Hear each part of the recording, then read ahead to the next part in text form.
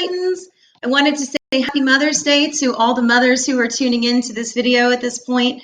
I had a great day yesterday, filming this the day after Mother's Day. My dad and my stepmom and I sat down and we started looking through bunches of old pictures of my grandparents and their parents and pictures of when I was little, and it really got me thinking about the idea of heredity and how, you know, when you look at you and you look at your parents, do you look like them? Some kids look just like their parents, and some kids look nothing like their parents. Some kids look like their siblings, some don't look like their siblings. There is rhyme and reason to that. There really is. Heredity is the study of how traits are passed from parents to offspring. So when I look at a picture of my dad, this is from the 70s, and that's the big hair, and me when I was little, I can certainly see some similarities between some of the characteristics that he has and some of the characteristics that I have. My short legs come from my dad. He always used to say one ear was shaped more like his. I don't know, but he's picked up on that.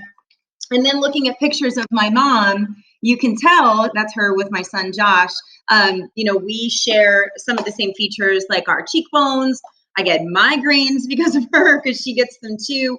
The way we walk, kind of with our feet out, very similar.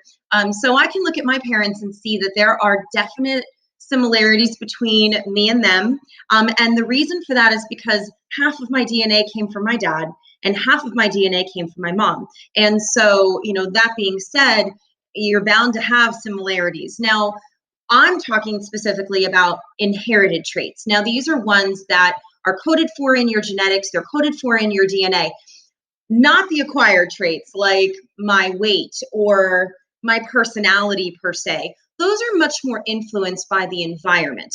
We're going to spend this unit talking about inherited traits, and these are the ones that you get from your parents. They are coded for in your DNA. Now, can they be influenced by the environment? Absolutely. And this topic is much more difficult and much more complex than we're going to get into in our studies this week.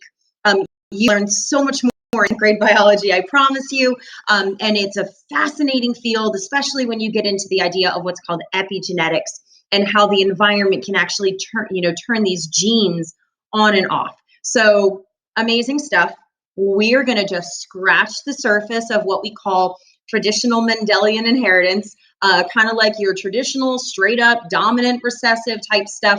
We're not going to get into all the crazy patterns or dihybrid crosses or anything like that you'll get into in 10th grade, but I promise you it's a come in, just not for a few years.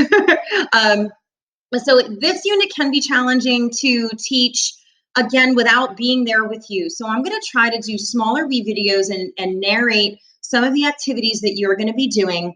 But just keep in mind that anytime you have a question, just reach out to me via email. I can always set up a meet with you and we can go from there, and I can kind of clue you in. But hopefully the slideshows and the videos will be helpful and you will reach out with questions.